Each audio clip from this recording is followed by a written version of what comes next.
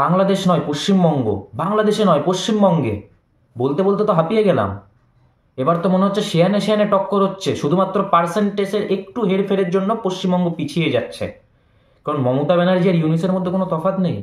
এখানে কোনো রকম সাম্প্রদায়িক কোনো কিছু যেন না হয়, যেভাবে সুস্থভাবে চলছে স্কুল চলুক।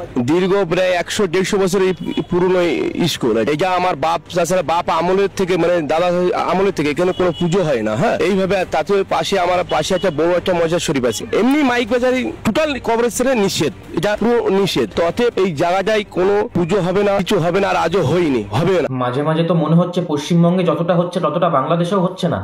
তৃণমূলের ব্লক সভাপতি এবং মমতা বন্দ্যোপাধ্যায়ের প্রাণপ্রিয় দুধেল গাইদের মধ্যে একজন কিভাবে স্কুলে সরস্বতী পূজা করতে দেবে না জন্য প্রিন্সিপালকে অকথ্য ভাষায় গালিগালাজ করছে এবং মারতে উদ্যত হচ্ছে।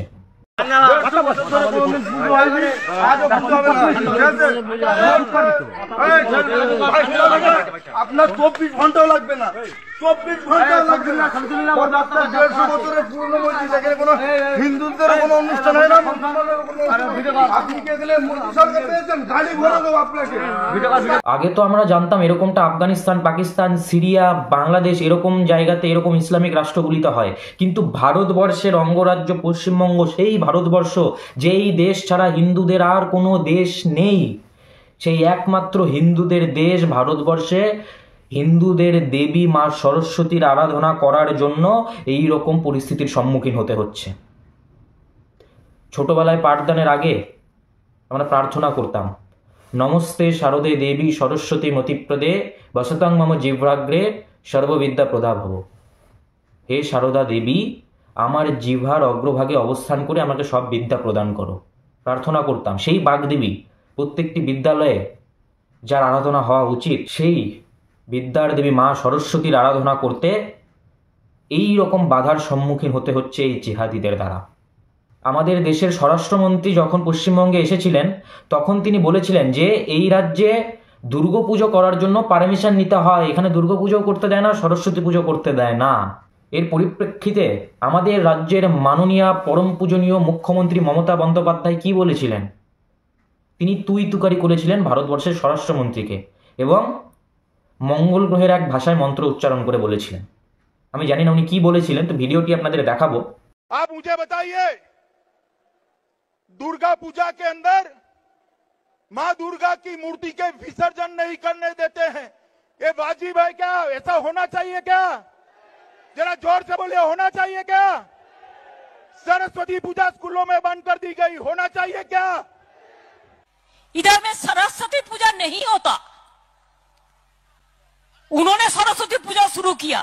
ओके जिज्ञेस करो सरस्वती पूजार मंत्र बोल, आगे आगे सरस्वती पूजार मंत्र बोल। सरस्वती पूजार मंत्र जानो तुम्हारा? बोलो अच्छा करके कान खुल के सुनना, हम कह रहा हूं, अम्मी बोलची, जय जय देवी चराचर सारे कुचसी भूत मुक्ता हारे, कुचसी भूत मुक्ता हारे, कुचसी भूत मुक्ता हारे। बिना पुस्तक रंजित हस्ते, बिना पुस्तक रंजित हस्ते, बिना पुस्तक रंजित हस्ते सरस्वती महाभागे विद्या कमला लोचने विश्वरूपे विशालाक्षी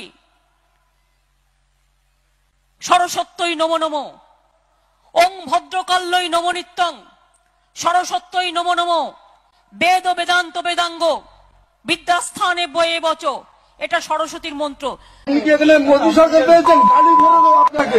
150 বছরের পুরনো কথা, আগে শোনো, এখানে 150 বছরের পুরনো।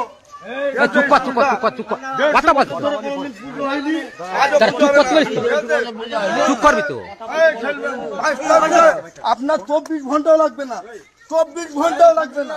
150 বছরের পুরনো মসজিদ, এখানে কোনো হিন্দুদেরও কোনো অনুষ্ঠান হয় না, মুসলমানেরও কোনো।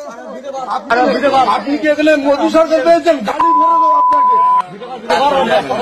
হ্যাঁ, আপনি ভদ্রতা বজায় রাখুন, এইভাবে ভদ্রতা বজায় রাখুন। তুমি আমি কি অভদ্রতা হয়নি, তো তারপরে যেদিন মিটিং ছিল ওই দিন মিটিংয়ের ঘন্টাখানেক আগে এখান থেকে 3 জন এসে বললো আলিবুদ্দিন একটা তোতাপ আর ওই নাম আলিবুদ্দিন একটা ওর নাম আলি হুমকি দিয়েছে আলিবুদ্দিন আর তোতাপ আর পালানি। তারা বললেন যে স্যার আপনি নাকি পুজো করবেন। আমি তো করবো না, মিটিংয়ে যদি ফেসলা হয় মিটিং একটা ডেকেছি, যদি বলে রাজি হয় তো আমার পাত্ররা করবে এটুকুই। আমাকে বললো আপনি পুজো করতে পারবেন না, যে এখানে 100 বছর পুজো হয়নি, আজও করতে দেবো না, এবং আপনি যদি পুজো করেন আপনাকে 24 ঘন্টার মধ্যে ট্রান্সফার করে। এই হচ্ছে অবস্থা। বাংলাদেশ নয় পশ্চিমবঙ্গ, বাংলাদেশ নয় পশ্চিমবঙ্গে এরকম হচ্ছে। বলতে বলতে তো হাঁপিয়ে গেলাম। পশ্চিমবঙ্গ তো বাংলাদেশকে সেয়ানে সেয়ানে টক্কর দিচ্ছে। ইউনুস মমতার মধ্যে তো কোনো বিভেদ দেখতে পাচ্ছি না। কোন পরিস্থিতির দিকে আমরা যাচ্ছি? দুধেল গাইদের লাথি মমতা ব্যানার্জি একা খাক, আমরা কেন খাবো? আর কতদিন সহ্য করতে হবে? আর এর শেষ পরিণতি বা কি? ভারতবর্ষে দাঁড়িয়ে, ভারতবর্ষের মাটিতে দাঁড়িয়ে মা সরস্বতীর আরাধনা করার জন্য এই রকম গালিগুলো শুনতে হবে ভারতবর্ষের মাটিতে? এর থেকে অধঃপতন আর কি হতে পারে? এর থেকে বেশি অধঃপতন হওয়ার আর কি আছে? এর থেকে আর দুর্দিন কি হতে পারে? আজ সরস্বতী পুজো করতে বাধা দিচ্ছে, কাল দুর্গা পুজো করতে বাধা দিবে, তারপরে অন্য পুজো করতে বাধা দিবে, হিন্দুদের সব পুজো বন্ধ হবে।